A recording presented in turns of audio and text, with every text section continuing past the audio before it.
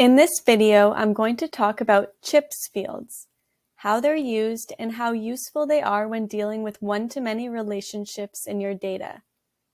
Anytime you link two tables together, you create a one-to-many relationship between those two tables. In previous videos, we created the three models: employee, expense, and expense item.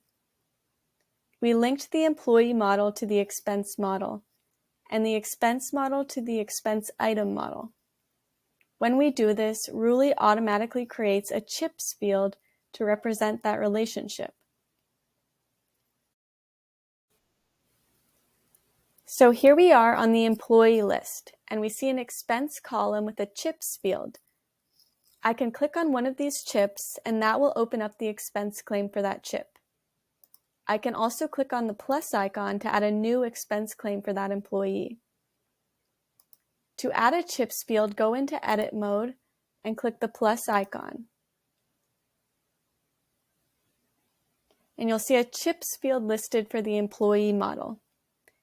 Expand that and you'll see the expense chip. Select that to add the chips column to the list.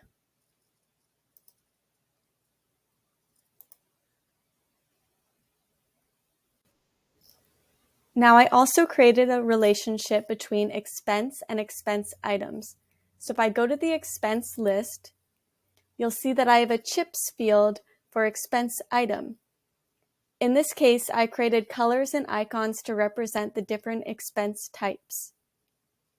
The text and icons that appear in chips is configured in the data model using the display field property.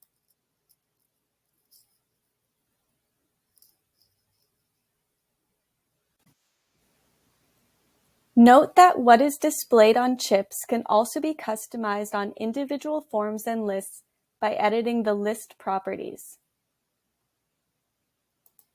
Now those same chips are also available on forms.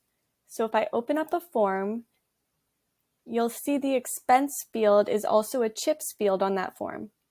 So you can see how using chips is a more compact and faster way of dealing with data where you have these one-to-many relationships. I think you'll find them very useful when building your own applications. Thanks for watching.